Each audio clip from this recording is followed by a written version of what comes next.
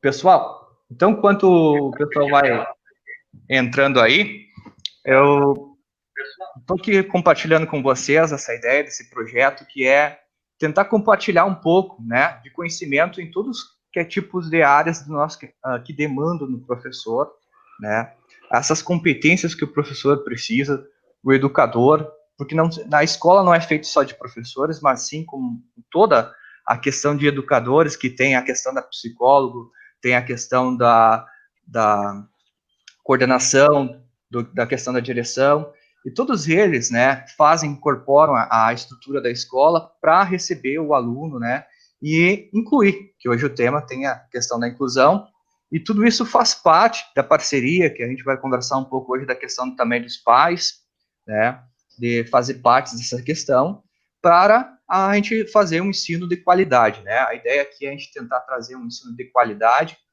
e com isso, nessa situação que nós estamos hoje de afastamento social, mas a internet possibilita essa aproximação de conhecimentos, né? Então, essa oportunidade a gente está tentando fazer o melhor possível, né? E nesse momento, se alimentar de conhecimento, de coisas boas, né? Assistir, ouvir e fazer coisas boas, né? E ajudar o próximo como a gente sempre, da maneira possível. E eu vou pedir à professora Gisele e à Kaline que se apresentem agora no primeiro momento, né? E em seguida, daí a gente dá início, só vamos aguardar mais um pouquinho, questão de 2 minutinhos, só para o pessoal que tá ainda migrando daquele link anterior para esse aqui, tá? E a gente inicia daí. Pode começar, Gisele. Boa tarde a todos. É um prazer estar aqui. Agradeço pelo convite, né? A Universidade Federal de Santa Maria e o programa de pós-graduação em Educação e Ciências são minha casa, né? De uma certa maneira. O programa porque concluí o meu doutorado, né? No programa, tenho muito orgulho disso. Aprendi muitas coisas muito importantes para a minha carreira no decorrer desse percurso. E a Santa Maria já me recebeu no ano passado com braços abertos, né? Estive aí ministrando algumas palestras e foi maravilhoso, né? Espero estar em outras oportunidades. Eu sou doutora em Educação e Ciências, né? Pela Universidade Federal do Rio Grande do Sul e fiz meu mestrado na Universidade Federal da Bahia em Ensino, História e Filosofia das Ciências.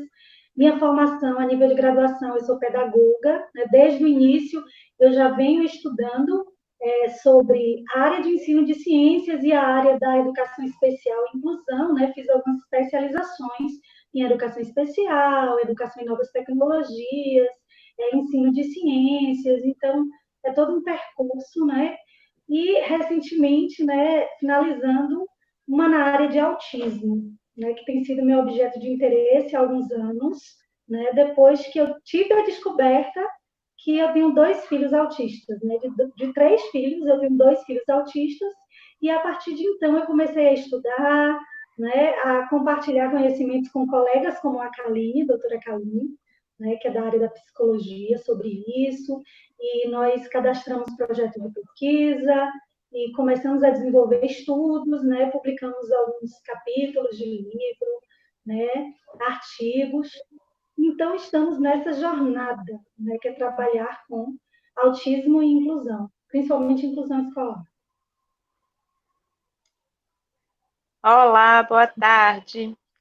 Meu nome é Kaline, sou psicóloga, mestre e doutora em psicologia, sou especialista em neuropsicologia, especialista em transtorno do espectro autista e quadros assemelhados, sou especialista em TCC, né, terapia cognitivo-comportamental, em educação inclusiva, e tenho uma certa quantidade grande de cursos na área de inclusão, né, e tenho um espaço terapêutico no qual eu trabalho junto com uma equipe muito profissional, formada por fonoaudiólogo, psicólogo, neuro, né, terapeuta ocupacional e outros profissionais, que juntos nós atuamos principalmente na questão da criança, né, porque é uma clínica infantil, da criança com TEA, né, criança com TDAH, criança com TEA, criança com transtorno transtornos. Né? Minha especialidade prática é o trabalho com crianças, né? Eu não trabalho com adultos, né? Minha formação ela foi toda na infância, então eu trabalho com crianças com TEA há um certo tempo e tenho uma bagagem prática, né? Fiz o processo de avaliação do Geraldinho, de Gi, e aí desde então a gente acabou virando amigas, né? E foi um laço que uniu a gente para que a gente pudesse tentar mudar um pouquinho assim do mundo com relação à informação de qualidade, a informação prática e a informação que realmente de fato auxilia as famílias, né, e aos pais na prática da pessoa com autismo, né? E quando a gente fala pessoa, a gente não só fala criança, a gente fala a família, a gente fala o adolescente, a gente fala o adulto, a gente fala o mercado, a gente fala a escola, né? Então, abarca todo esse know-how. Certo. Francisco, Oi. gostaria de dar um alô para o professor Luiz Caldeira, que está aí, né? Professor Vantuar, né? O Geraldo, que é nosso colega do Núcleo de Pesquisa Educação e Ciências, temos a nossa TO, né, daqui de Senhor do Bonfim, a Maíta, e temos muitos estudantes de Educação e Ciências, a Keisiane Dreyer, né, que está terminando o doutorado aí na Federal de Santa Maria. Muita gente boa, obrigada por estarem aqui presentes nesse momento. Esperamos poder atender, né, aos pedidos de vocês, responder os questionamentos, porque a gente sempre tem muita coisa para aprender, né? A gente nunca está completo. A educação é um eterno aprendizado. Uhum. Isso. Então, pessoal que talvez aí entrou pela primeira vez uma live nossa, pessoal, a gente vai começar a apresentar aqui um pouco da ideia, e aí depois vocês podem mandar perguntas que eu posso fazer, tanto para a Gisele ou para a Kaline. Vocês mandam a pergunta de vocês, que eu apresento para elas, e a gente vai dialogando. Mas esse primeiro bloco aqui, a gente tem algumas perguntas que as convidadas vão respondendo para nós, tá? A gente vai começar com a Kaline, então, que vai apresentar para nós o que é a ideia do tema, né? Porque muitos, até ainda, como a gente estava conversando antes ali no Esquenta, Kaline, é questão que muitos não sabem do que é a palavra, né? Não sei se em inglês ou fica em português, esse TA, né? Ou T, como é que é a expressão, mas às vezes, se tu se identificar assim, né? Até aqui estava preocupada, como é que o pessoal vai entender, né? Realmente é uma boa forma de chamar a atenção para as pessoas virem para lá e de ver o que é que nós estamos conversando. Olha só, não é TA nem TI, não é chá. A gente está falando do TEA, né, o transtorno do espectro autista. A gente chama carinhosamente, porque é uma forma carinhosa, né, de chamar por uma sigla. E normalmente quem chama por uma sigla é quem já tem uma certa intimidade com o tema ou sabe o que está falando, né? Então, é o transtorno do espectro autista, que antes era chamado de autismo, englobava síndrome de Asperger, englobava outros transtornos do desenvolvimento, né, chamados os TGDs, transtornos globais do desenvolvimento. E aí, em 2013, eu acredito, né, com o DSM-5, a gente tem uma alteração e passa a se transformar num transtorno do espectro autista. E espectro, né, tem essa palavra que significa uma certa dimensão, né, tem meados de início, meados de final. Então, vários tons de cinza entre o branco e o preto, digamos assim. Né? Então, é algo que se apresenta caracteristicamente, claro, em determinadas crianças e em outras pessoas, né? Não só crianças, porque o diagnóstico, inclusive, ele não é dado só na infância.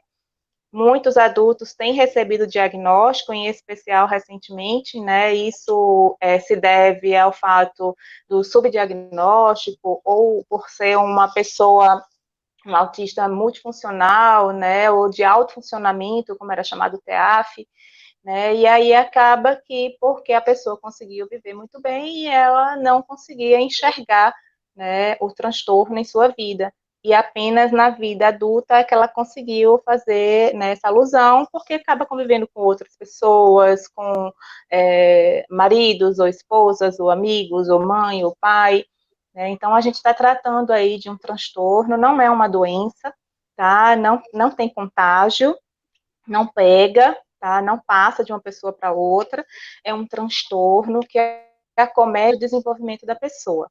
Então, existem áreas do desenvolvimento que são acometidas por esse transtorno, e aí a gente está falando de um tripé, né, que são 3 áreas ali que é acometida por esse transtorno, que é a área social, né, a gente tem aí a área também da linguagem, a área da comunicação, né, e a gente tem também a área da questão de comportamentos repetitivos, comportamentos estereotipados, né? Então, a criança que tem, ou a pessoa que tem uma dificuldade na comunicação, junto, não é apenas na comunicação, junto com um problema numa linguagem, ou não fala, ou não consegue se comunicar, é muito embotado, e junto disso a gente tem comportamentos estereotipados, manias, né, interesses restritos. Então a gente está falando de 3 áreas que podem estar conectadas, devem estar conectadas para a gente trabalhar com o TEA.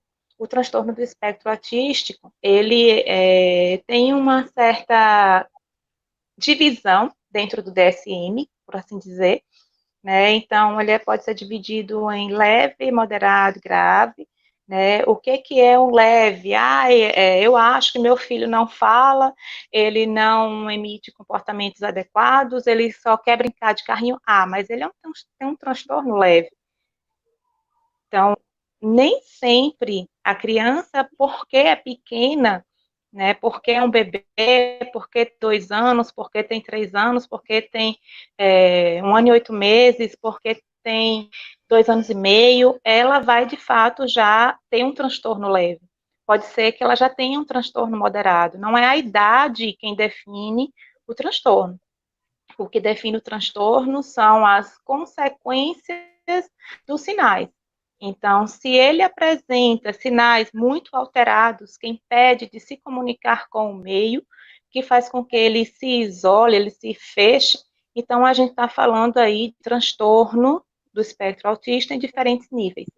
Então, o nível moderado é aquele nível em que realmente, de fato, a criança tem uma dificuldade muito grande em se comunicar, mas muito grande mesmo, tem um interesse muito grande em restrito, o nível de estereotipia, a quantidade de estereotipia é muito alta, né? A criança não consegue realizar atividades que envolvam o meio social, ela não entende a questão dos jogos sociais, né? Então, a gente tem vários pontos para se caracterizar um transtorno de nível leve, um transtorno de nível moderado, um transtorno de nível grave, tá? E essa divisão, ela não veio para marcar o TEA, né, o autista. Essa divisão, ela veio para auxiliar a classe médica, a classe de especialista e a família e a escola, para que a gente consiga entender se dentro daquele transtorno de nível leve, a criança consegue, por exemplo, ficar na escola sem uma necessidade de ajuda constante, que é o mediador. Se a criança consegue, mesmo dentro do nível leve, tem uma necessidade de um mediador. Então, não é para marcar a criança, mas é para dar indícios para quem trabalha com aquela criança, para que ele consiga desenvolver aquela criança junto com ela mesma, tá? Para que a criança se torne o mais funcional possível, para que a criança consiga desenvolver-se em meio social o mais rápido possível ou o mais adaptável possível dentro das dificuldades dela, né? E aí, dentro do espectro, a gente tem algumas características, né, dentro do autismo, e aqui a gente tem muitas, então eu estou pescando ali do computador, tá? Porque realmente dentro da avaliação a gente consegue visualizar e vai anotando, né? Observando e anotando. Mas assim, ao vivo, para você sair lembrando, são características que em determinadas crianças são claras e em outras não são tão claras assim, né? E o diagnóstico acaba sendo algo muito difícil de ser dado. Por isso que raramente, mas assim, muito raramente ele é dado só por um profissional. ele é dado por um profissional solicitando o apoio de uma equipe, né, de um médico solicitando o apoio de um psicólogo, de um neuropsicólogo, de um fono, de um TO, né, dependendo da demanda necessária da criança. Então, a gente tem crianças ou pessoas que têm um apego muito grande a rotinas, tem uma dificuldade enorme de quebrar rotinas. Então, chegar em um consultório médico do qual ele não conhece ou ele não tem o hábito de ir semanalmente, é muito difícil para ele, porque ele é apegado a rotinas, né? Entender, por exemplo, entender piadas é difícil, né? Eles têm uma dificuldade muito grande de compreender essa questão da teoria da mente, né? Então, compreender a piada é complicado para eles.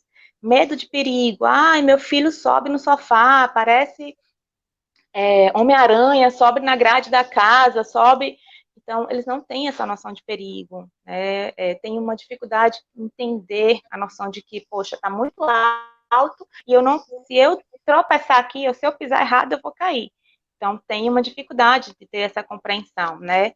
Ao mesmo tempo que eles conseguem subir o degrau lá em cima da janela e observar o mínimo detalhe, né, daquela janela lá e ver que lá tem uma bolinha, que a bolinha é preta e que aquela bolinha vai interessar, né, e isso faz com que ele se destaque das outras crianças no sentido de que, poxa, é muito difícil a gente ter grupos sociais e outras crianças tenham esses interesses, então eles acabam se isolando, eles acabam ficando sozinhos, né, eles acabam buscando interesses restritos e esses interesses restritos acabam separando um pouco essas crianças, né, ou essas pessoas de outras pessoas, né, do meio social.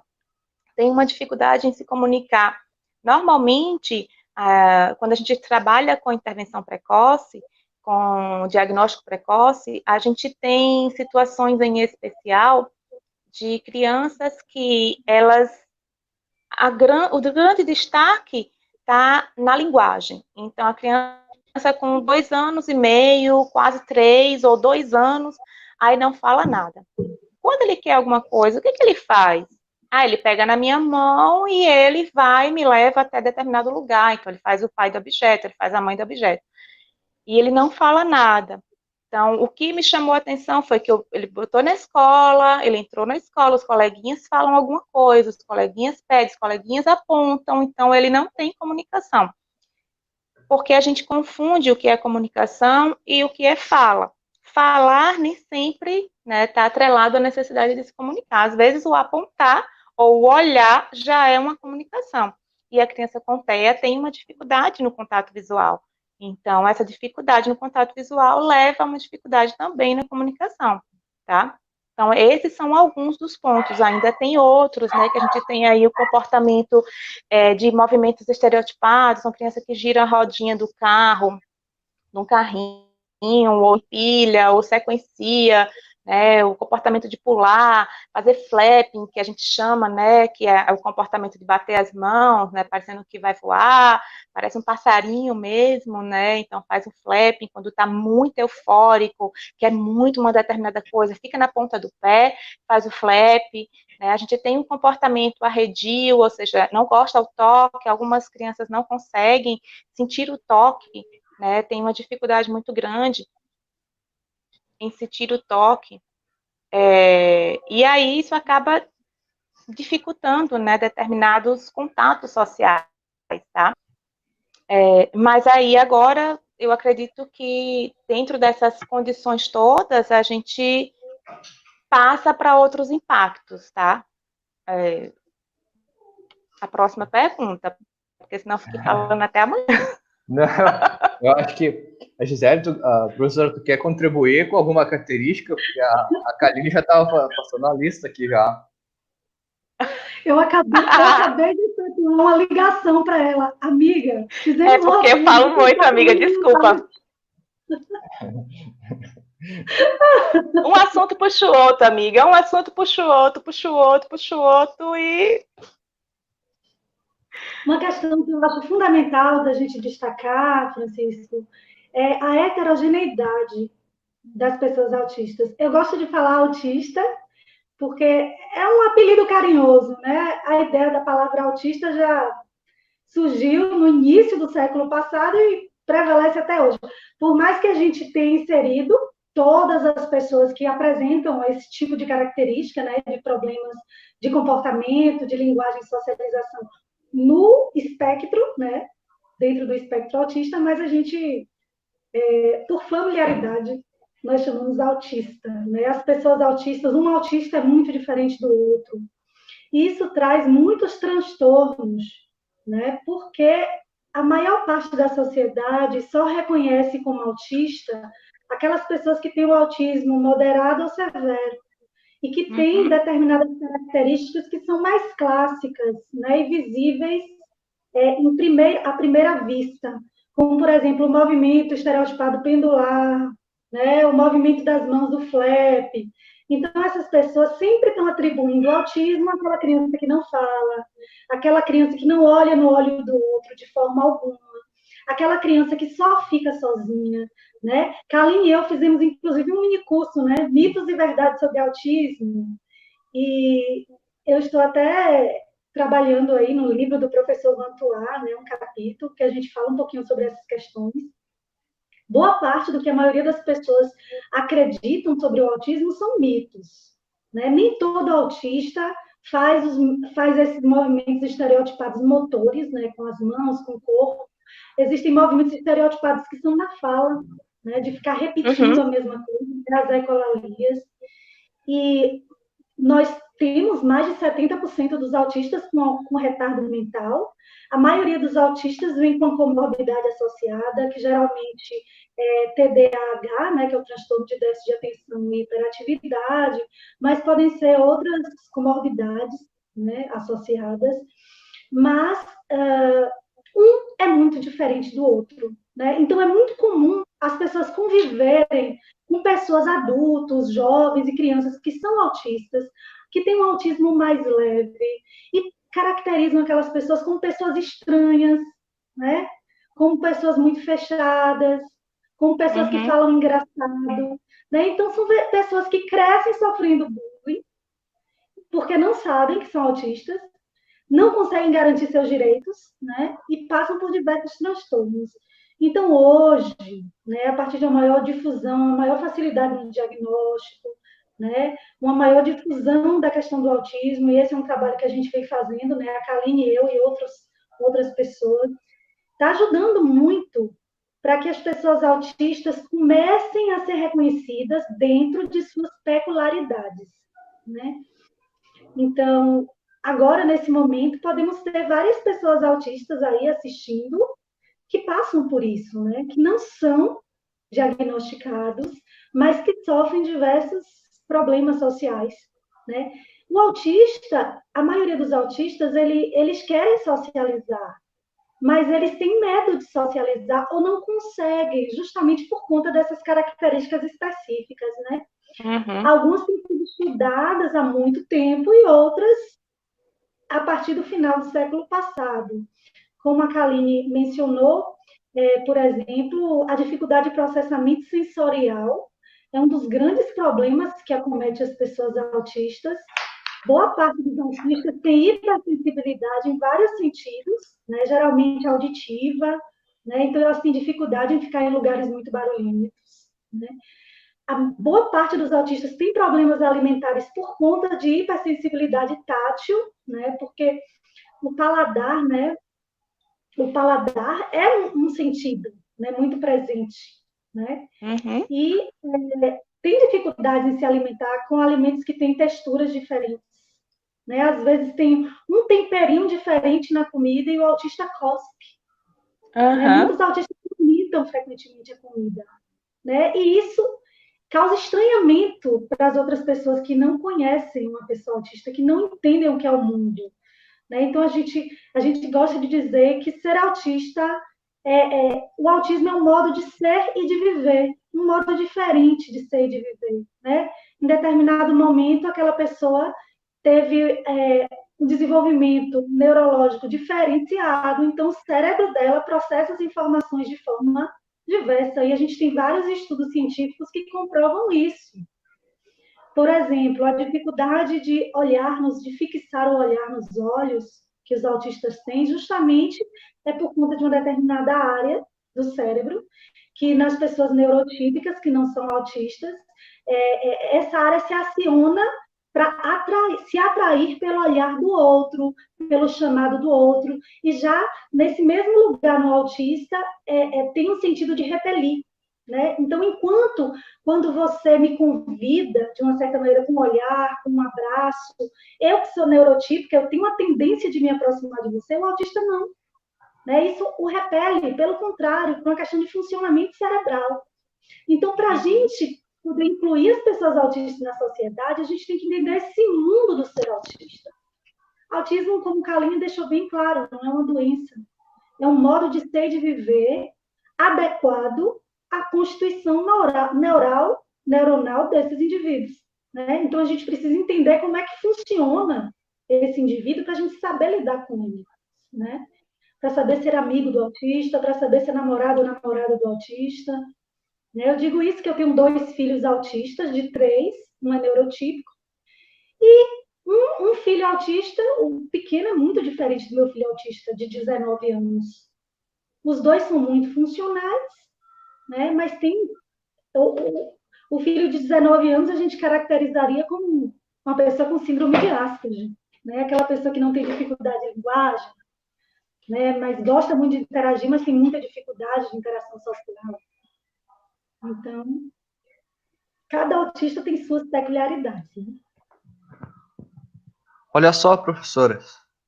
Vamos fazer uma rodada de pergunta aqui, depois a gente pode continuar até as perguntas de vocês, porque algumas perguntas daqui que o pessoal está mandando já vai, sem querer, vai responder as próprias perguntas que vocês sugeriram também da gente fazer a conversa.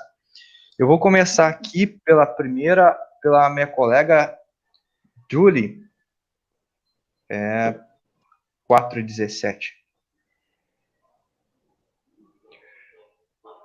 Então, a Julie disse assim, colocou, infelizmente, alguns pais e mães não aceitam a possibilidade que o seu filho ou filha possa apresentar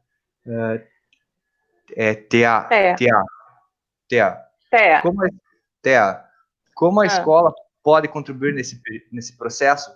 É função da escola ter esse diálogo com a família? Querem ouvir outras? Eu acho que essa é um pouco grande para responder. Vamos responder uma por vez. Vamos lá, você pode voltar, você pode deixar aqui para eu tentar enxergar a pergunta. Ai, obrigada. A escola pode contribuir nesse processo, né? Giz, quer responder primeiro? Pode ser. Vai. Nós temos uma pesquisa cadastrada que investiga, inclusive, Kaline faz parte dessa equipe, que investiga as relações família, escola, especialistas e desenvolvimento da pessoa autista. Cada vez mais, nós temos chegado à conclusão de que todos os 3 elementos são fundamentais para que uma pessoa autista se desenvolva adequadamente.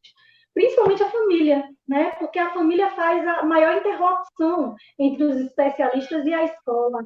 Considerando que a gente precisa incluir o autista na sociedade e que a escola é o primeiro passo para incluir, né? A inclusão escolar é o primeiro passo para a inclusão social, já que a escola prepara formalmente esses indivíduos para conviver em sociedade, a escola tem um papel fundamental e do porteiro à professora, todos precisam conhecer sobre autismo e todos precisam saber lidar com essa pessoa, conhecendo a pessoa, né? As peculiaridades do indivíduo. Bom, a gente está tratando aí de 3 pontos, tá? Acredito que a gente tem aí um ponto da dificuldade da aceitação do diagnóstico, que é algo muito comum quando a gente trata do transtorno do espectro autista, porque, como eu falei, não é uma doença, não vai tomar um remédio e curar, né? A gente não vai medicar e passar, então a gente não está tratando de algo que acomete um determinado ponto do desenvolvimento. Uma vez autista, sempre autista, então o autismo nele não tem cura, não tem medicação que possa estar fazendo e levantando esse processo.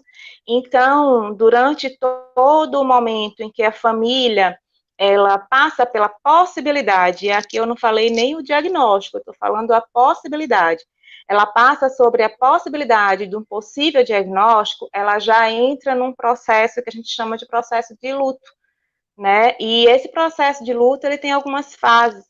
E a primeira fase é a negação.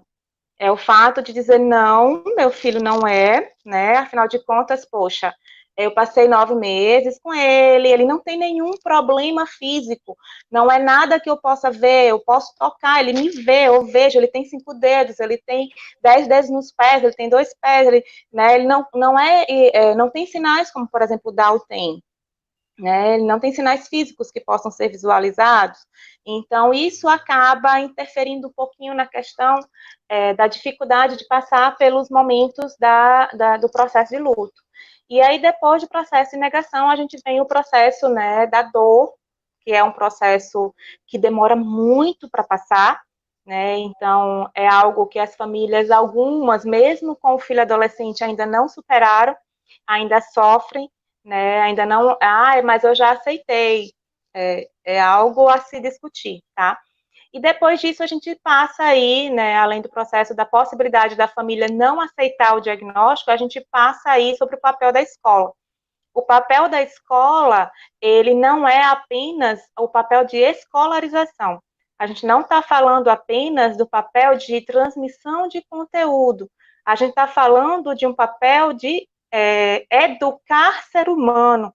A gente não está falando de transmitir conteúdo para a máquina, né, e vou passar o máximo possível de informação para que essa pessoa saiba o máximo possível de coisas. Mas o que ela vai fazer com isso? Isso vai ajudar ela exatamente em quê? Ou vai ajudar? Ou será que isso vai somar? Então, de fato, a gente precisa ter essa cautela, esse cuidado, quando a gente discute um pouquinho essa questão do papel da escola com essa questão do diagnóstico. Eu sempre digo que não é papel nem de um nem de outro cobrar, mas a gente tem leis. E essa lei acaba interferindo em como a escola vai tratar essa criança, né? E como a criança vai ser tratada pela escola e a família.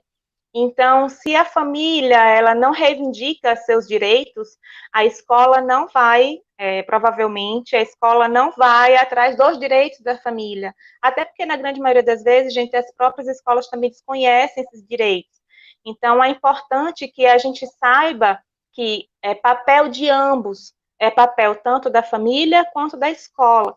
A escola, ela é um diálogo. A escola, ela não é um meio unilateral. Não é eu vou deixar meu filho e depois eu pego meu filho, eu deixo meu filho, eu pego meu filho, não. É um diálogo, é uma via de mão dupla, é algo que vem e vai. Então, se a escola sabe o transtorno que acomete aquela criança, quaisquer que seja, em especial o autismo, né, porque é algo bem diferente do que a gente está habituado a trabalhar, ele não, na criança não fica, como por exemplo um TDAH fica, se uma criança tem dificuldades sérias e reais que a escola não sabe lidar.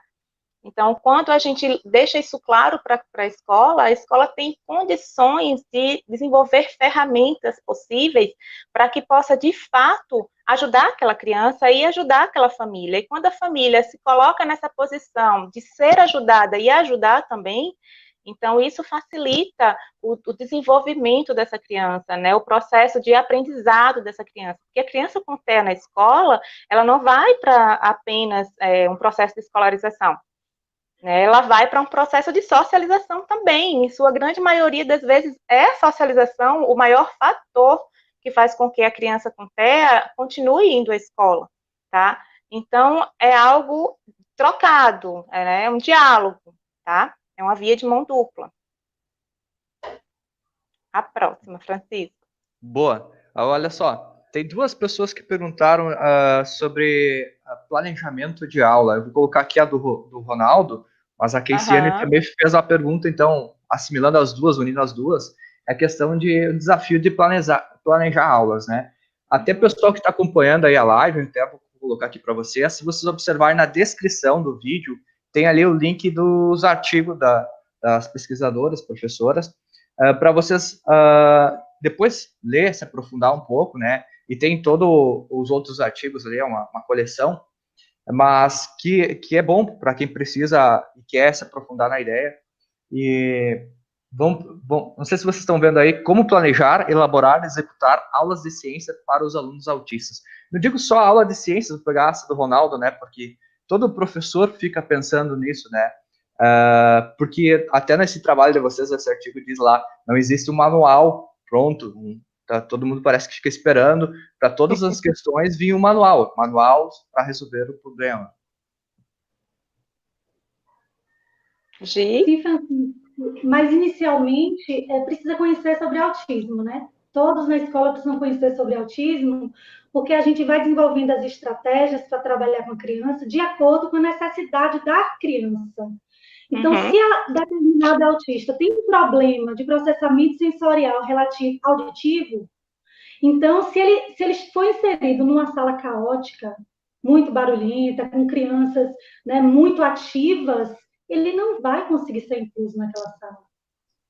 Ele tem que estar numa sala mais tranquila, com uma professora que consiga ter um poder maior de regência, de organização do trabalho pedagógico, né? Então, considerando essas características da criança, é que a gente vai elaborando os objetivos de aprendizagem. Então, por exemplo, os autistas têm dificuldades de entender figuras de linguagem, né? Um estudo chamado Teoria da Mente, né? Que fala que o autista ele tem dificuldade de entender os pensamentos, sentimentos, né? Crenças e emoções de outras pessoas. Ele pode aprender essas coisas, mas ele tem dificuldade sozinho de compreender. Então, ele não entende inicialmente metáfora se nunca foi ensinada aquela metáfora para ele, né? E esse é um dos pontos que a escola pode ajudar, porque ele pode aumentar o repertório de figuras de linguagem, de jogos sociais. Muitos autistas só são descobertos autistas na adolescência. Por quê? Porque é o momento de ampliar o repertório de amigos, de paquerar, né, de namorar. E aí ele descobre que ele não consegue fazer essas coisas porque ele não entende como agir com o outro, né? Então a escola precisa ensinar essas coisas para o autista, né? Então, uma outra questão, o autista ele tem dificuldade de entender contexto. Então, ele não consegue capturar situações pelo contexto. Então, se ele passa numa casa, está tendo um aniversário, não é por conta da música e dos balões que ele vai entender que aquilo é um aniversário, a não ser que isso já tenha sido ensinado para ele. Então, a professora deve entender que o autista ele aprende por detalhes. Então, ao invés de começar contextualizando, ela precisa, de forma clara e objetiva, apresentar o que vai ser trabalhado com o autista e, da maneira mais concreta possível, está apresentando aquele conteúdo e, no meio dessa apresentação, ela pode, claro, contextualizar, porque ela não é só professora do autista, mas também das outras crianças. Mas lembrando que, como ele vai ter dificuldade de entender o contexto, ela precisa explicar essas partes do conteúdo para ele, né? É muito comum o autista entrar numa sala de reunião e, ao invés de prestar atenção no conteúdo da discussão, olhar para o ar-condicionado, ou olhar por um ponto na parede e se perder naquele ponto, né? Porque é uma questão de funcionamento do cérebro do autista. Então, as questões que vão sendo organizadas, no caso do ensino de ciências, né, que é o interesse maior do grupo de pós-graduandos, a gente pode explorar materiais concretos, explorar os modelos didáticos, explorar experimentos, né, falar de forma mais objetiva, evitar figuras de linguagem, quando usar essas figuras, deixar essas figuras claras para o aluno explicar, fazer atividades em grupo, porque, ao contrário do que se pensa, o autista ele gosta de socializar e ele quer, e ele precisa de ajuda nisso. Conscientizar a turma que ele é uma pessoa como qualquer outra e que ele quer fazer amigos. E fazer amigos é muito importante para o autista, né?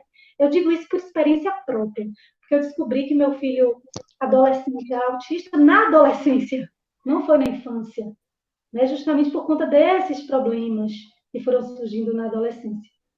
Então, é dessa forma. A escola tem que entender a pessoa, porque, além de ser autista, ele é uma pessoa.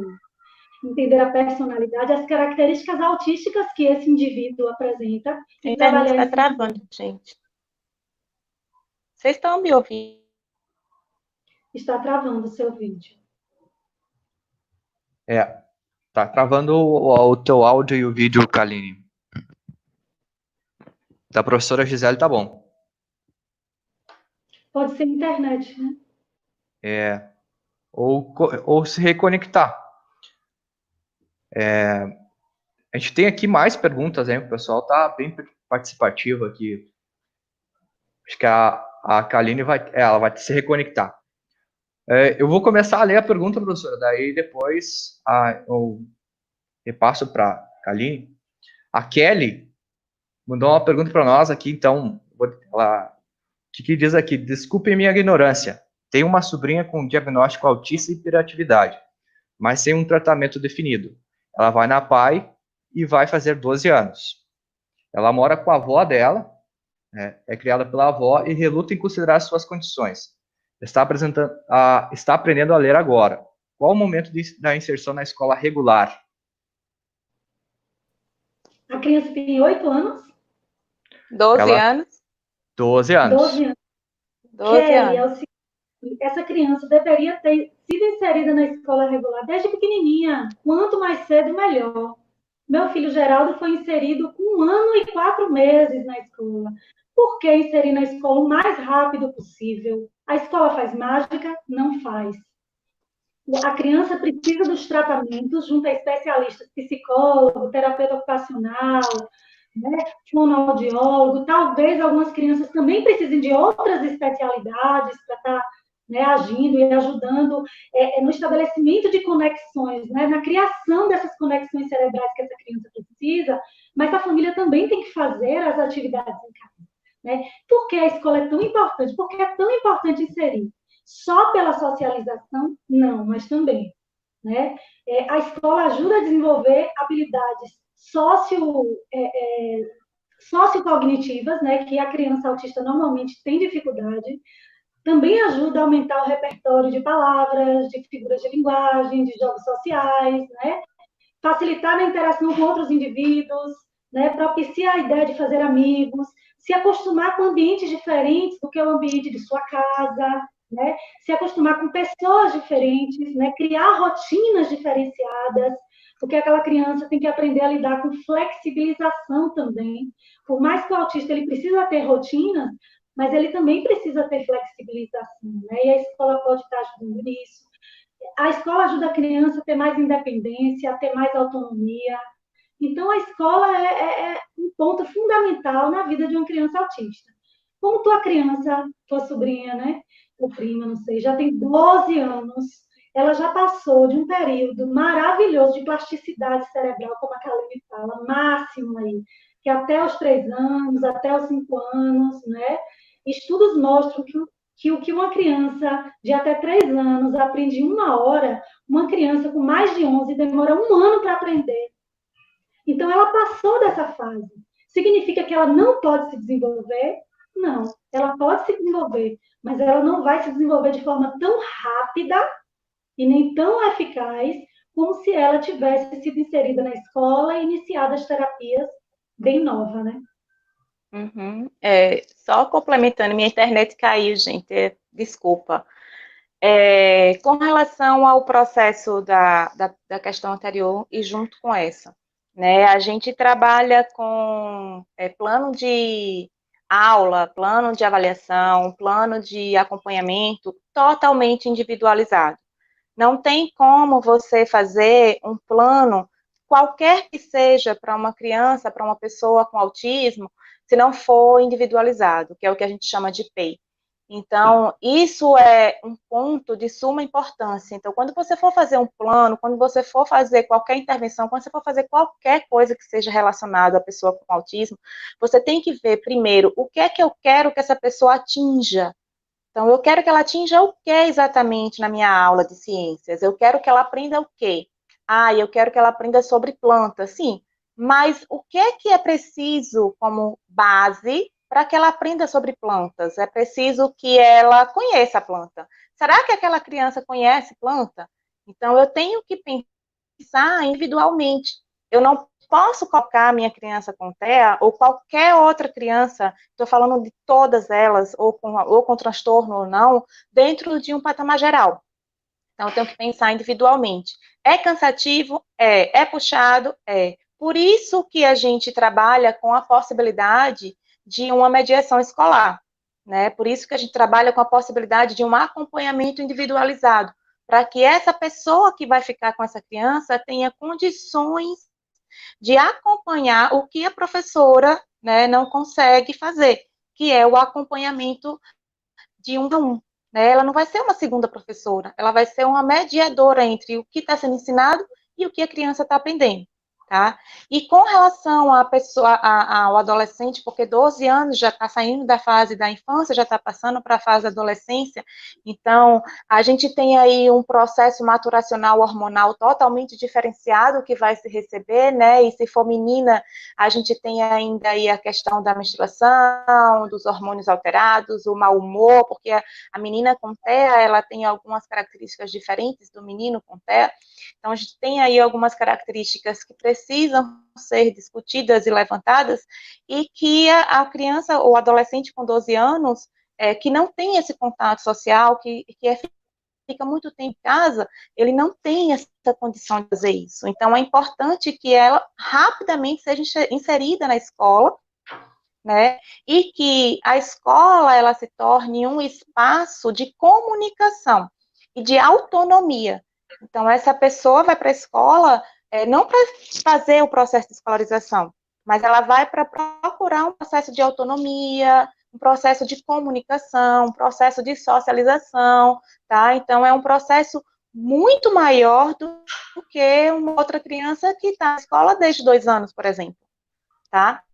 E além da escola, a gente ainda tem outros ambientes sociais, né? Que infelizmente a gente está numa pandemia que a gente não pode nem dizer vá para o parquinho, vá para o playground, vá para. Infelizmente a gente não pode fazer isso, né? Mas a gente tem como trazer esse processo todo para dentro da casa da gente. É difícil, é puxado, é cansativo para as famílias, exige rotina, e a rotina é algo que a criança com tela precisa ter em especial na escola, a criança com TEA, dentro do processo da escola, ela não pode ser surpreendida, né, de repente, vamos para o parquinho, ótimo, maravilhoso, todo mundo vai para o parquinho, de repente, acabou o parquinho, vamos embora. Como assim acabou o parquinho, vamos embora? Eu preciso avisar com antecedência para essa criança e se preparando para que eu possa acabar o parquinho para ela ir para a sala.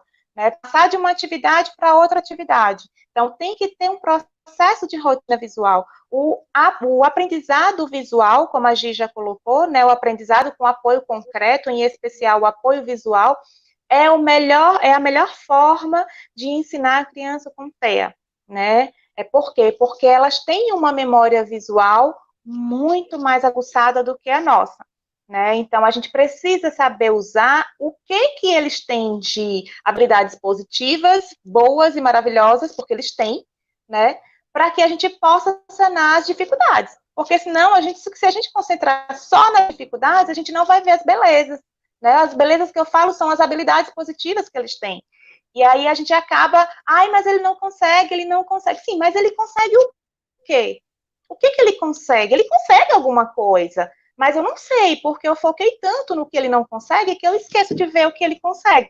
Então, é preciso fazer uma avaliação individual com essa criança, né? E isso requer muito apoio da família. Não tem como a gente excluir a família nesse processo de avaliação. E, em especial, a criança precisa fazer uma intervenção fora da escola, tá? Se ela faz um acompanhamento na APAE, tem profissionais que acompanham ela na APAE. Então, é preciso que você acompanhe o que os profissionais acompanham, tá? Porque senão você não vai saber o que essa criança está desenvolvendo, você não vai saber o que essa pessoa está desenvolvendo. Não é porque está na PAI que não está fazendo nada, com certeza está fazendo algo, tem algum objetivo, tem alguma meta, e você precisa estar próxima disso para passar para a escola. Né? E essa troca entre profissional e escola é de suma relevância, não tem como ser excluída. Agora tem uma outra pergunta aqui que também dá muita manga para conversa aqui. O que fazer quando os pais não aceitam a sugestão do professor para uma investigação? Até não sei como é que... Depende, não sei como é que é. Eu quero ouvir essa resposta de vocês, porque sempre eu acho que gera uma dúvida aí. Quem é que tem que fazer a recomendação? É aos professores, a coordenação, a orientação educacional, se é qualquer um que pode. É interessante essa pergunta. Gi? Gente, nós estamos até com um caso, né? Um outro projeto que nós temos, né? Que nós temos que desenvolver sequências didáticas interdisciplinares e que incluam estudantes com autismo, né? Então, vamos agir em 3 escolas, em turmas que tenham pessoas autistas, que estão com dificuldade de ficar na sala, que estão com dificuldade para aprender os conteúdos escolares. E temos um caso desse. E nós não podemos trabalhar com determinada turma, porque tem uma criança, uma menina, que ela é autista, sem diagnóstico, né? Ela tem traços muito claros, né? E o pai, ele se recusa, né, a buscar o diagnóstico, porque ele não aceita que a criança tem algumas características, e a diretora tenta dialogar com esse pai, né? Então, ficou acordado, porque a diretora, ela gostaria muito que nós trabalhássemos com essa turma, justamente porque essa criança precisa de um apoio, né? E as professoras que trabalham com ela também, mas para a gente poder inserir na pesquisa, né, de acordo com o nosso protocolo de pesquisa, essa turma, a criança tem que ter o laudo. E aí, a ideia é que a diretora da escola ela está estabelecendo uma conversa com esse pai, né, e eu pedi também o contato desse pai para que ele entenda que autismo não é doença, que uma pessoa autista ela tem potencial de desenvolvimento como todas as outras crianças, alguns com mais dificuldades, outros não, né? Porque as pessoas têm muito medo do rótulo social, né? Seu filho é deficiente, né? E é até importante a gente dizer, né, e comentar para os pais que é preciso que eles investiguem, porque caso a criança seja autista, se eles não buscarem esse diagnóstico, eles vão tirar a garantia do direito da criança, do direito de conseguir um auxílio para a criança se manter e manter as terapias, né? Do direito Exato. de ter atendimento preferencial em filas, porque a criança autista, ela tem um alto grau de frustração, né? Baixíssima tolerância à frustração. Então, uma criança autista numa fila, né, num lugar muito caótico, ela provavelmente vai gritar, vai se jogar no chão, né? E o que acontece geralmente é das outras pessoas olhar com cara feia para a mãe da criança e achar que a criança não teve educação em casa, né? Boa parte das pessoas não entendem, e isso é só uma amostra do estresse que as famílias de autistas passam, né? É só uma amostra. Exato.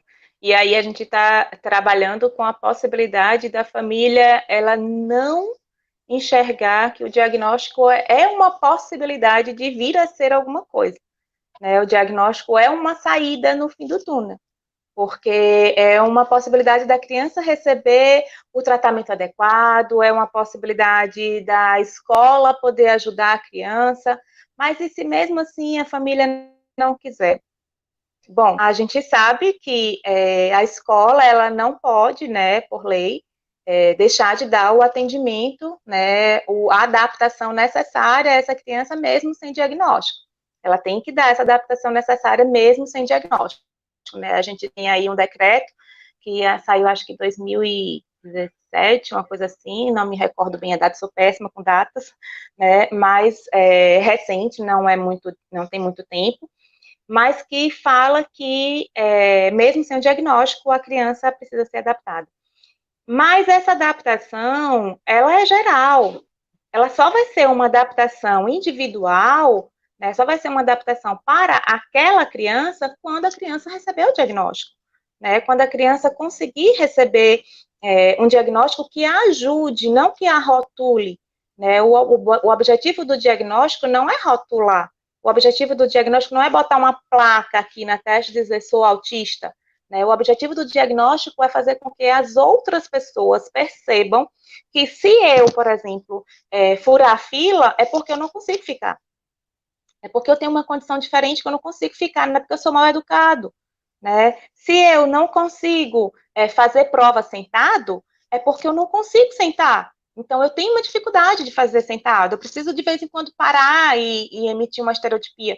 Só que se isso não é passado, a escola tem uma perca, a sala de aula na qual a criança faz parte tem uma perca, porque as próprias crianças, os colegas, começam a visualizar de forma diferente. Poxa, fulano pula muito, por que é que ele faz isso? Ah, não, ele deve ser maluco. E aí começa, né, todo um processo de bullying que a criança com TEA sofre, né, por conta dessa ignorância no sentido de não ter o conhecimento, né, a respeito, porque não foi passado para a turma, porque não tem um diagnóstico, então a escola fica de mãos atadas, né, e a família cobra que a escola faça algo.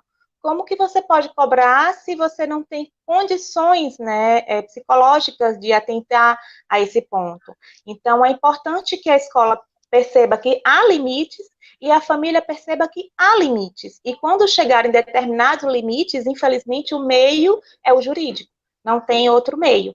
Eu acredito que existem limites para a escola, existem limites para a família. Então, quando a gente chega em determinados limites, o meio é o jurídico. Não que o advogado vai obrigar você a fazer, ou passar pelo médico e tal. Não, não é isso. É que para aquela criança está difícil permanecer em sala. E o objetivo da escola é fazer com que ele fique em sala para que ele aprenda. Então, é preciso ajudar. Mas como que eu vou ajudar se eu não sei se ele só tem, só entre aspas, porque já é um transtorno muito invasivo, então, se ele tem apenas autismo, se ele tem uma comorbidade em TDAH, se ele tem uma comorbidade em deficiência intelectual, se ele não aprende igual às outras, qual é o nível de processo dele. Então, isso tudo é importante que seja discutido, mas é uma parceria. Se um não cede, se um está fechado ao extremo, então é preciso deixar as claras, né? É preciso se reunir com a família e deixar as claras. Olha, a gente tem uma dificuldade, uma barreira, está tendo uma barreira, é preciso que você perceba que essa criança, né, João, está desse jeito, mas a gente gostaria que ele tivesse assim, não era para ele estar assim, era para ele estar dessa forma, e a gente está percebendo que nós não temos mais como lidar com ele. Então, a gente precisa da ajuda de vocês, porque se a escola for armada para essa família, ela vai receber fogo. Então, não tem como ser uma luta de quem sabe mais, ou quem pode mais, ou quem manda mais. Né? É um diálogo, é uma cumplicidade, tá? Em prol da criança, sempre. Quais as origens e as causas do autismo? Bom, entre 50% e 90% dos estudos atribuem a causas genéticas. Entretanto, nós também temos estudos que relacionam outros fatores, né, fatores externos. A pessoa já tem uma predisposição genética, né, que são causas epigenéticas, e esse gene ele se manifesta a partir, né, dessa situação externa, dessa causa externa. Por exemplo, eclâmpsias, né, problemas com o feto, problemas na gestação, né, partos difíceis, uso de determinada substância, alguns antidepressivos, né, o ácido valproico, né, no decorrer da gestação. Então, tem algumas questões, né, que já existem estudos que mostram que também, né, influenciam no desenvolvimento do autismo. Mas a grande prevalência das pesquisas foca nas causas genéticas. Tanto que quando a gente entrevista uma mãe, para estudar um caso de uma criança, a gente geralmente pergunta se tem mais algum autista na família, da mãe ou do pai, e a gente realmente, geralmente, na maior parte dos casos, a gente encontra. Porque às vezes tem a pessoa autista na família e a família não sabe também, né? Essa questão do autismo, ela começou a ser difundida maciçamente de modo muito recente, né? O DSM-5, né, que é o documento da Sociedade de Psiquiatria Americana, foi lançado em 2013, né? Faz muito tempo. O autismo, ele é um transtorno eminentemente comportamental, né? Ele é um transtorno que acomete o comportamento não no sentido, digamos assim, vulgar do termo, mas o comportamento no sentido de ações, o que se faz, tá? Então, é um transtorno eminentemente comportamental. E a gente tem aí várias causas, a gente aponta para a causa genética, mas existem pessoas, por exemplo, que carregam o gene, mas que passam a vida toda e não desenvolvem o transtorno, né? O seu neto, né, o seu bisneto pode vir a tentar desenvolver.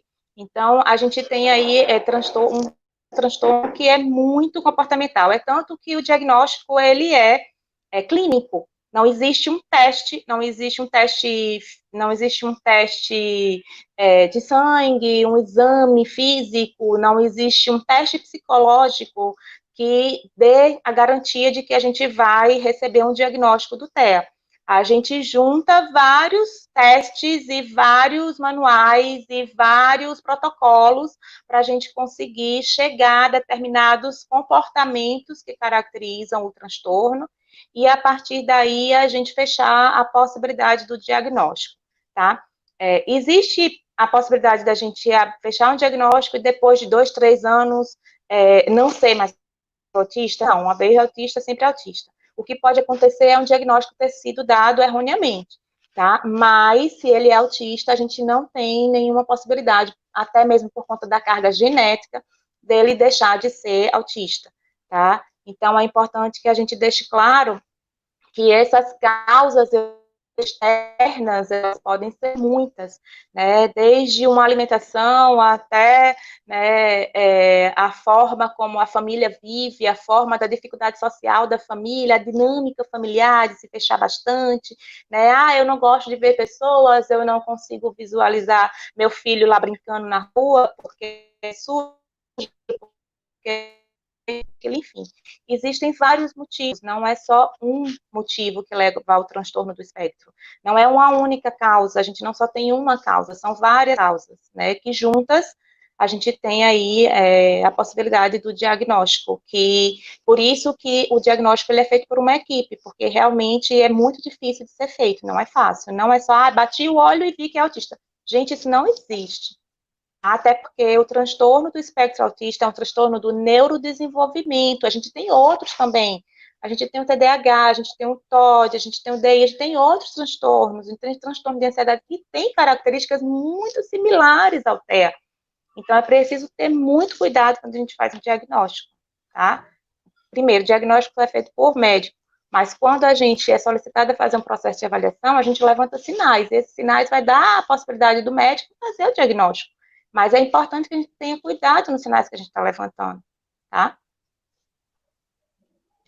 Complementando, né, eu acho importante que eu não falei, essa base genética não significa que esteja só em um gene, né? Existem casos que foram estudados que existia um gene que estava associado, né, ao autismo, em outros casos, vários genes, um conjunto de genes associados, e em outros casos, que é a grande maioria dos casos, genes associados a um fator externo que desencadeia o autismo, né? Uhum. Então, é muito complexo. O estudo do autismo ele é muito complexo, não há consenso em muitas coisas, mas a gente vai trabalhando com o que a gente já sabe, né? A Patrícia de São Vicente, ela fala a questão, né, que ela faz o curso de Química, licenciatura, e acredito que ainda temos poucas disciplinas que tratam do assunto. Vamos ver aqui a segunda parte da pergunta. Qual a opinião de vocês sobre o fato das escolas estarem despreparadas ainda? Pode ser reflexo do currículo dos cursos de licenciatura não estar preparados? Baita pergunta, hein? Sim. Dá um artigo. É gravíssimo, né? Hoje, a obrigatoriedade em que nos currículos dos cursos tem a disciplina de Libras, mas não há obrigatoriedade de que fale de educação especial, educação inclusiva e nem de autismo, e nem de deficiências específicas. Então, de fato, o que é que tem ocorrido é que quando o aluno dá sorte, ele consegue participar de um curso, de uma oficina, de uma palestra, ele busca autonomamente sua própria formação. É isso que tem acontecido, né? Porque no Brasil, a gente sabe que as leis são mobilizadas por pressão da sociedade em torno de políticas públicas que são desenvolvidas, né? Pelos políticos que estão no poder. E nós que somos representantes de autistas, nós estamos avançando paulatinamente, né? na verdade, esse impulso no avanço dos estudos foi dado justamente por batalhas, uma luta, um movimento de pais e mães de autistas que existe desde 1970, né? Então, agora, no novo século, no século XXI, é que a gente está tendo avanços nesse sentido. Então, nós precisamos, né, batalhar para que os cursos de licenciatura tenham esse espaço de discussão, né? Que pode não necessariamente ser dentro de uma disciplina específica, né? Mas que tenha algum tipo de discussão garantida, tanto na educação inclusiva, quanto em relação ao autismo e a outras deficiências e comorbidades, né? Que vêm associadas geralmente ao autismo. Porque junto com o autismo, como a Kaline colocou, vem a hiperatividade muitas vezes vem o déficit de atenção, né? Muitas vezes vem o transtorno opositor, né? Então, o professor, muitas vezes, ele fica perdido e não sabe trabalhar com criança, né? Porque nunca ouviu falar. Isso é muito comum e é muito grande. Né? O que a gente está tentando fazer é um trabalho de formiguinha, né? Sanando, apagando o fogo da floresta com um baldinho de água. E assim a gente continua. E aí a gente tem um ponto que ela questionou sobre a questão, será que o currículo, né, das licenciaturas, eles estão despreparados? Eu acredito que não só os currículos estão despreparados, mas a sociedade está despreparada, né? A gente só pode cobrar da educação quando a gente tem noção do que cobrar. Então, a gente não pode cobrar o que a gente não sabe. A gente só pode cobrar aquilo que a gente sabe. Como dizia Ariano Suassuna, a educação é aquilo que a gente sabe o que é educação. Você não pode dizer que uma pessoa é mal educada de acordo com os seus conceitos de educação. Você tem que dizer de acordo com os dela. Então, a gente não tem como cobrar algo que a gente não sabe. Então, acho que o primeiro passo é a autoinformação. Assim como a gente se informa, por exemplo, de uma sala de aula, a dinâmica da sala, de um plano de aula, porque a gente tem interesse, a gente precisa também se informar quando a gente está falando de educação inclusiva, né, de inclusão. A escola, ela está muito longe de fazer uma inclusão. A gente está fazendo uma educação exclusiva. Nós não estamos fazendo uma educação inclusiva, né? Está bem longe ainda, tá? E isso é uma realidade que não é só em um estado, ou no outro estado, ou no outro estado. Isso é uma realidade nacional, que eu acredito que com o tempo e com as dinâmicas, né, e as batalhas individuais se somem e a gente consiga chegar a grandes avanços de pouquinho em pouquinho. É óbvio que isso pode demorar muito, tá? Então, os currículos das licenciaturas, se tivessem um tema como esse, seria interessante? Sim, seria. Mas olha só, não é só na licenciatura, tá? Na saúde também.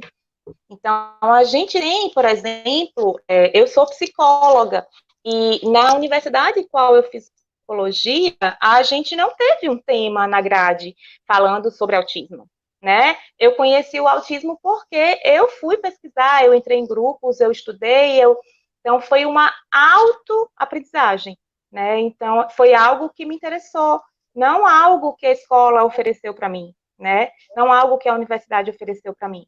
Então, e outra coisa, quando a gente trabalha dentro de um país, né, paternalista como o nosso, que a gente espera que as coisas venham e que as políticas públicas elas sejam criadas para dar início a alguma coisa, a gente está perdendo tempo, né? E as nossas crianças, o tempo significa evolução no cérebro. E se aconteceu, passou, o tempo não volta mais. Perdeu, já era, morreu. O amanhã não vai voltar a ser hoje. Né? O hoje não volta a ser ontem, o hoje é daqui para frente, não tem mais para trás. Para trás eu só posso pensar e lembrar, mas eu não posso voltar e agir no tempo. Eu só posso agir no tempo, no agora. Planejar o futuro sem saber se eu vou agir ou não e agir no agora. Então, eu realmente tenho interesse, porque eu tenho um aluno, porque eu tenho um filho, porque eu tenho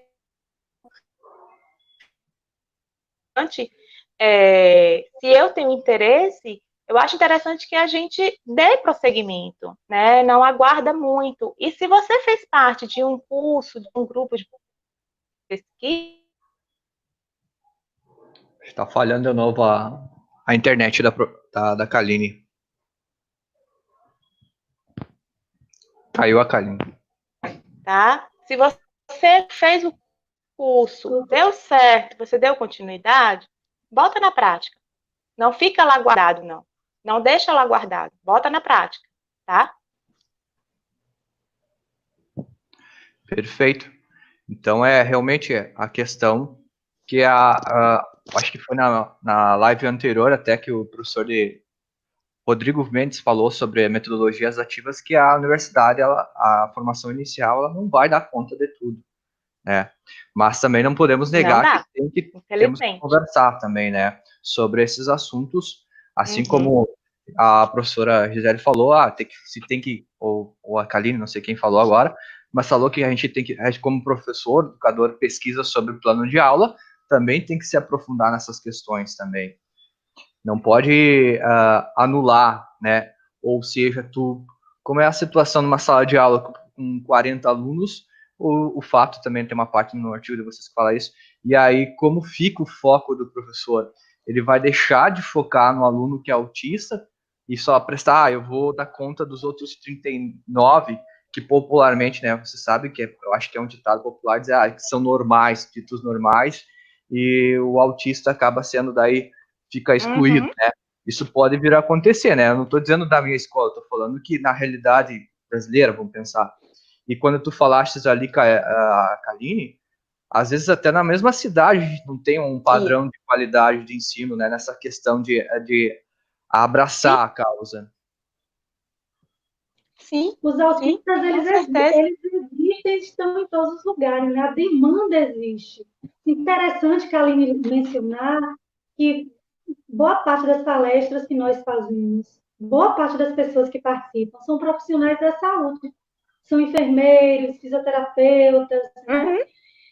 Não são professores, né? Uma parte, geralmente menos de 50%, são professores. Agora, as mediadoras, né, as acompanhantes pedagógicas que trabalham especificamente em sala com as crianças autistas, elas vão massivamente, né, porque a demanda delas é diária. Mas a gente também precisa considerar, né, que na estrutura do planejamento da escola, da organização, da estruturação da escola, tem que ter a disponibilização do professor para participar de cursos que trabalhem com essas temáticas, né, para as quais ele não está preparado. Não é só o autismo, né? Vários outros paradigmas nós temos convivido que são cobrados para o professor, como a interdisciplinaridade, né? Como trabalhar a orientação para a sexualidade e outras questões. Os professores não tiveram uma formação adequada na sua graduação, na sua licenciatura, e lhe é cobrado, inclusive por meio de leis, né?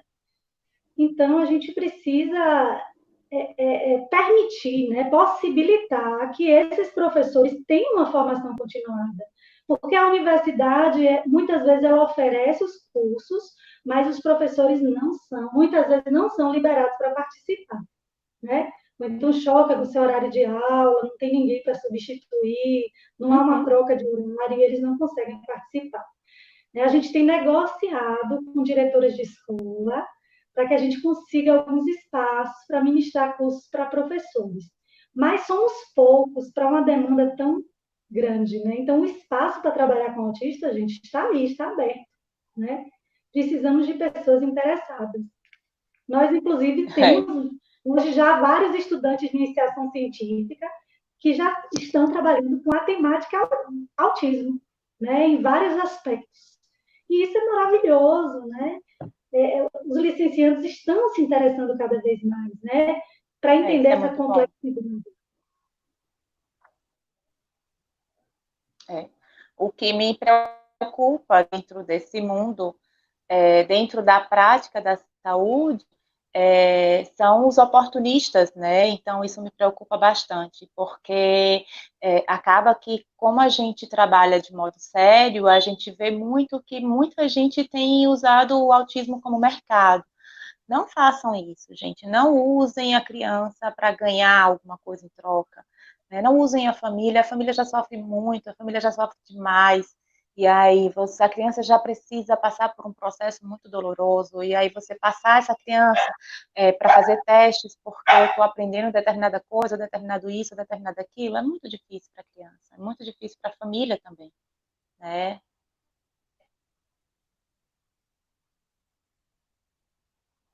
Perfeito.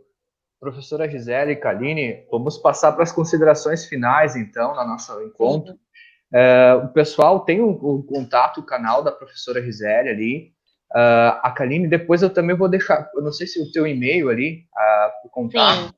para trocar essa experiência, eu vou deixar o teu e-mail ali também na descrição. Para o pessoal que tiver interesse em aprofundar ou bater um papo mais próximo com vocês. Sim, sim, à vontade. Então, vocês podem ficar à vontade para fazer o fechamento aí. Gi?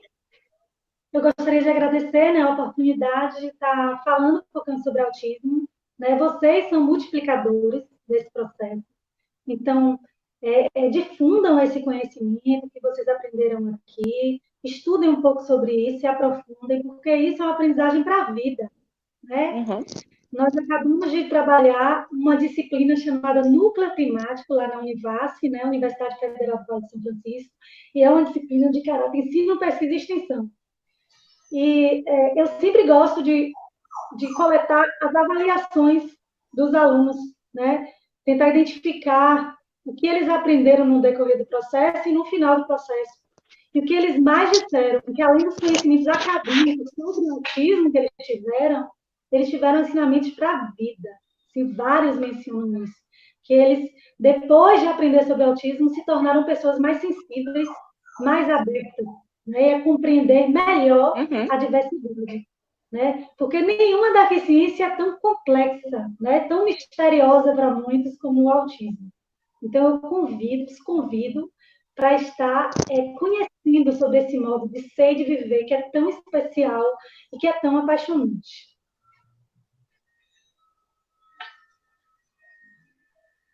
Kaline? Bom, eu só tenho a agradecer, né, gente? Quem já me ouviu falar outras vezes sabe que eu falo porque, de fato, é um tema que me motiva bastante, né? É um tema que eu gosto.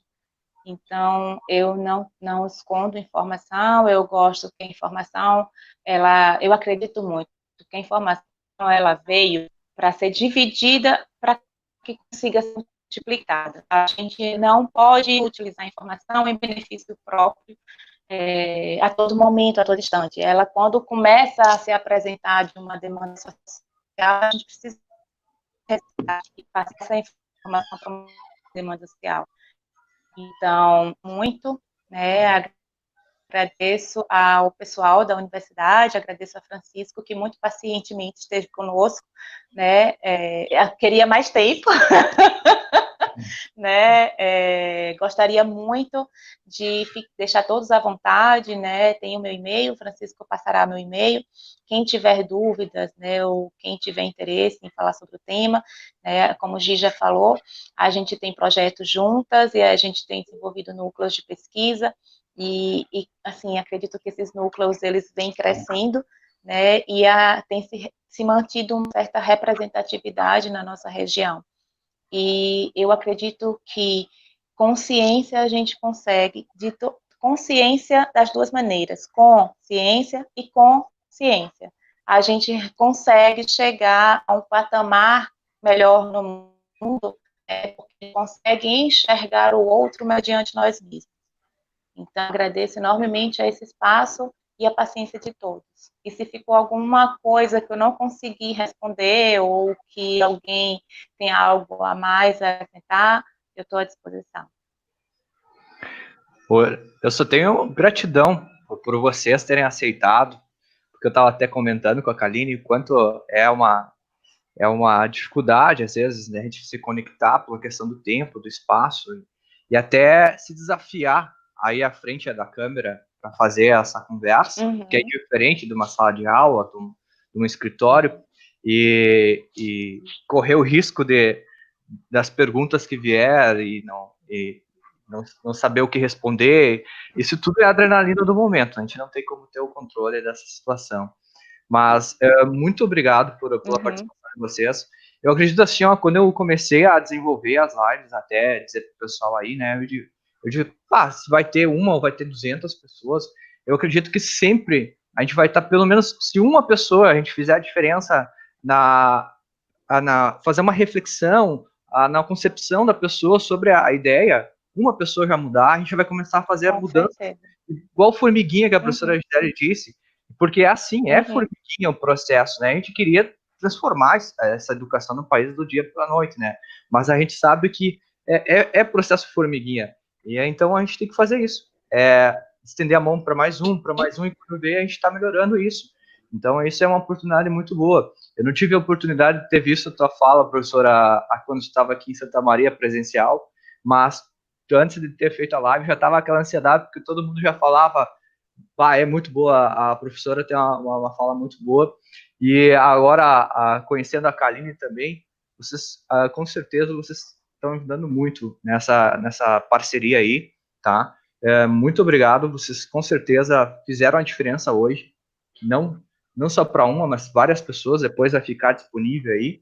E a gente vai ter, quem sabe, um próximo encontro, né? Dependendo da demanda e do tempo, a gente pode marcar, sim, uma continuação. Quem sabe, né? Nunca se sabe, né, Gi? Se o Corona liberar, talvez ano que vem a gente veja até vocês presencialmente. Claro. Sim. Uma próxima oportunidade. Então, gente, eu vou encerrar aqui, então, a live online. Gurias, vou encerrar lá no YouTube agora. Valeu, galera.